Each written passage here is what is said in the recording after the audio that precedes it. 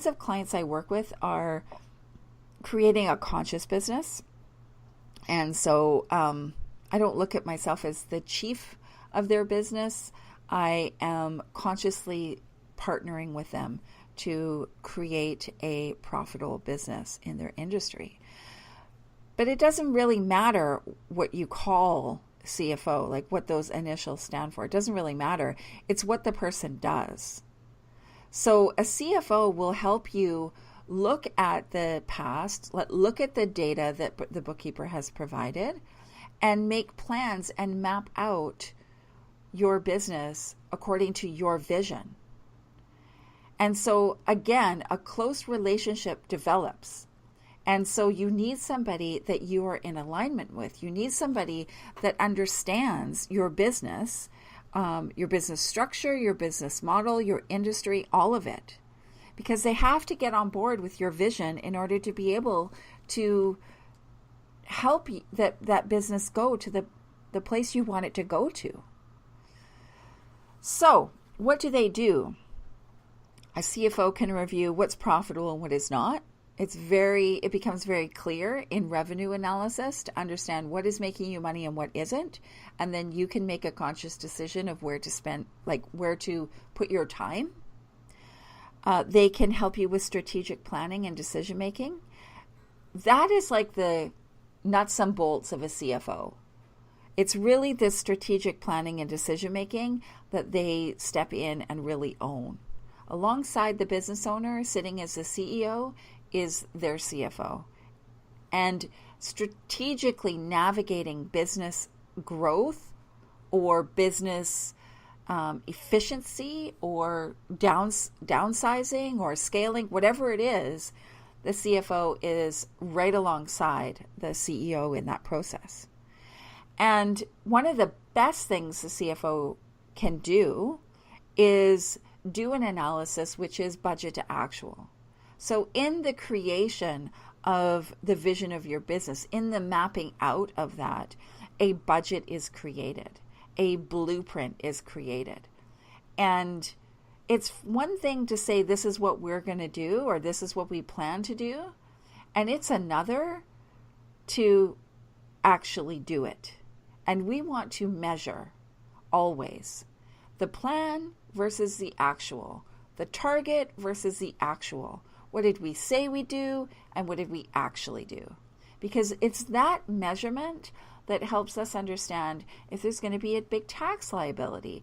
Are we planning appropriately for those liabilities? Are we taking in a whole bunch of money where services have not yet been rendered and we need to have some safety risk analysis in place? Like, there's so much involved in that, right? And so often I have people say to me, how do I know if I need a CFO?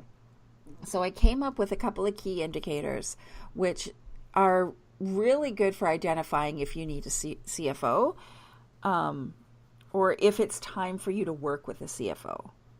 So if you have team members, so if you've got, like, I'm not just talking one person, if you've got multiple people working in a team for your business, whether they're employees or subcontractors, doesn't matter. If you've got multiple team members, you probably need the advice of a CFO. You need to make sure that those people are revenue generating.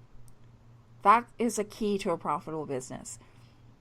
There's certainly some team members that generate more revenue than others, but we need to make sure the whole team is profitable.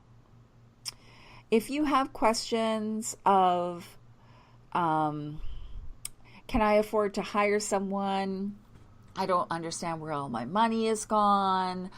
What's going on in my business? I don't get it.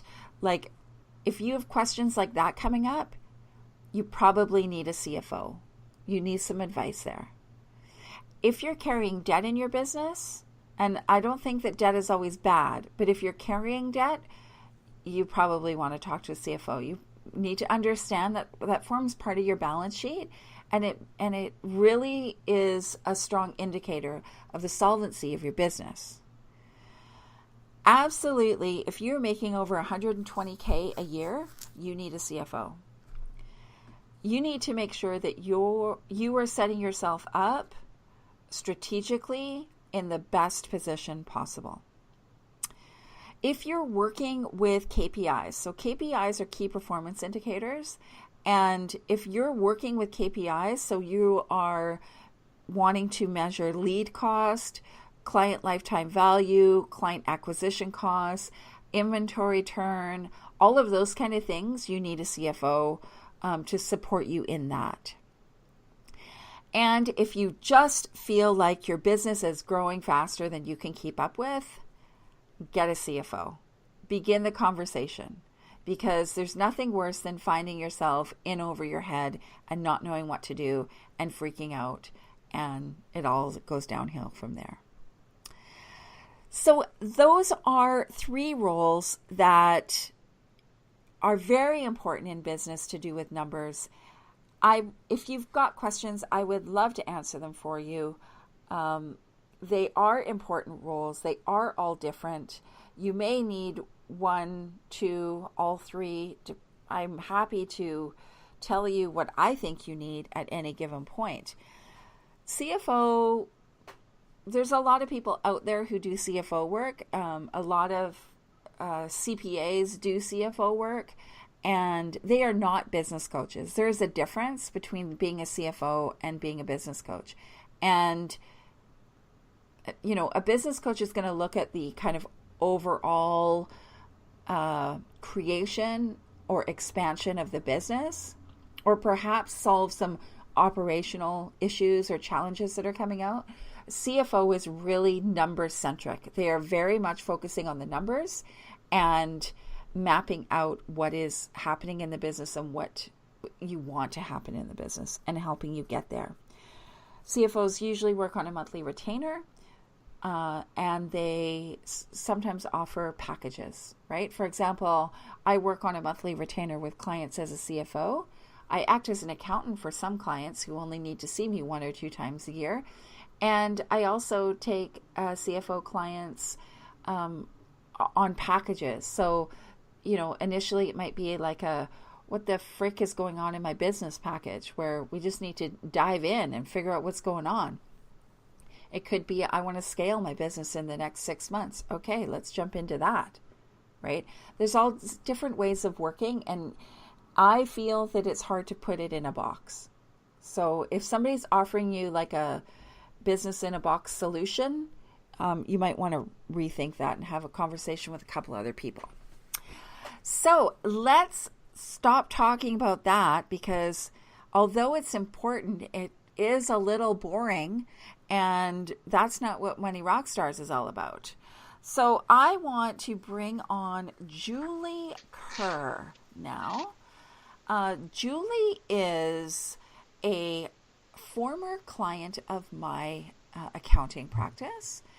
She had a business of her own, and I have known Julie for many years.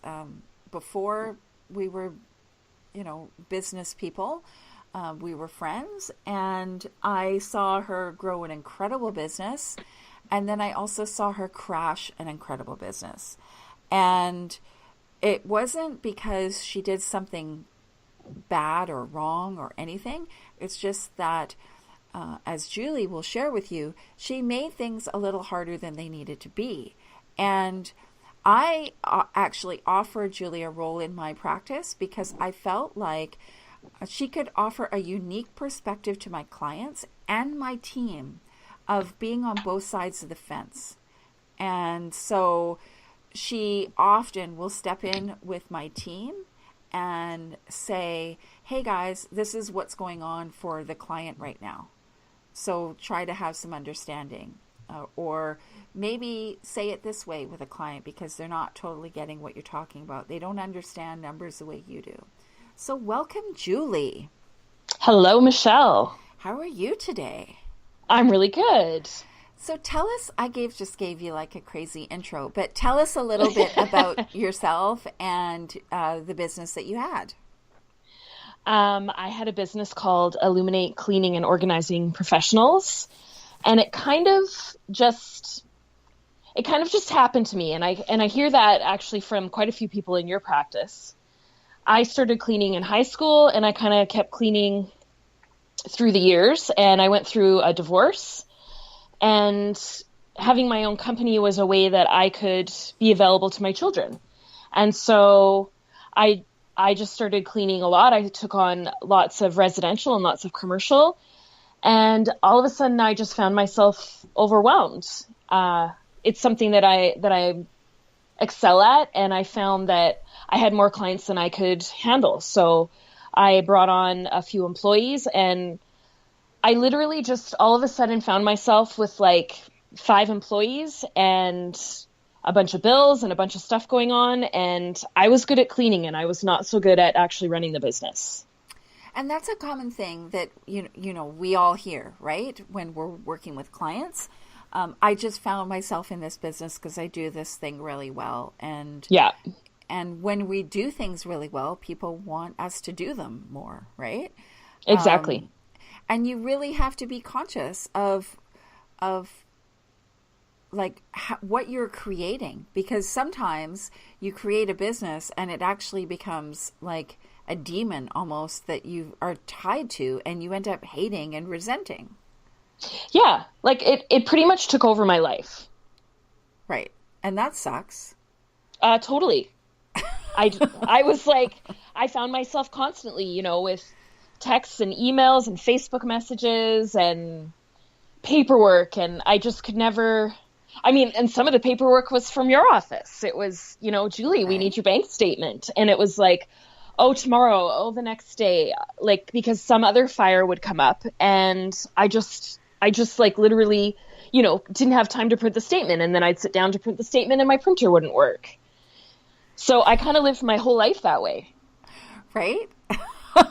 So I think that that's a really good thing for people to hear, because I know for any bookkeeper, getting the information can be a challenge.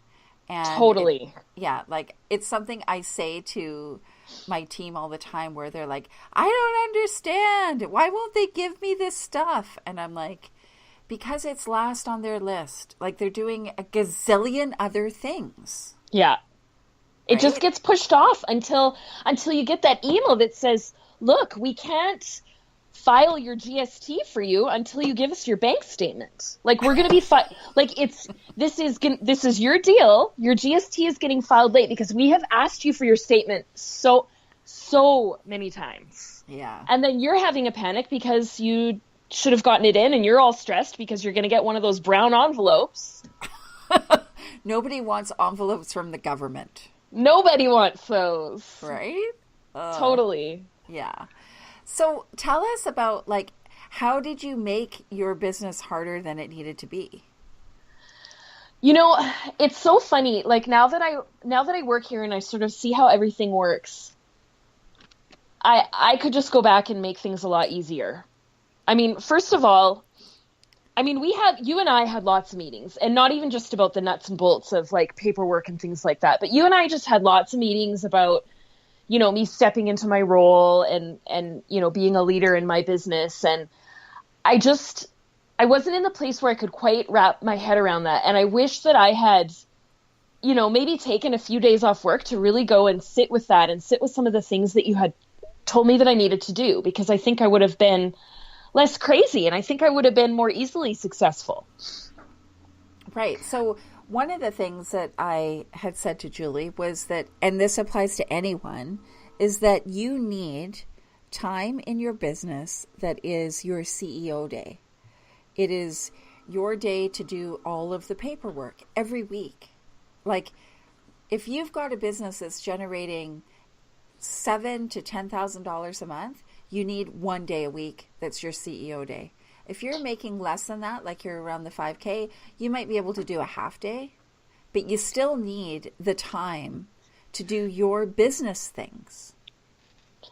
Yeah, and that's a huge problem that I had. I think that's a problem that I have personally, is thinking that I can get more accomplished in a day than is possible, like not really being aware of how long something takes to do, and then letting all the fires come up and just constantly putting the fires out. And I think part of that was me like not believing in myself and not believing in my potential.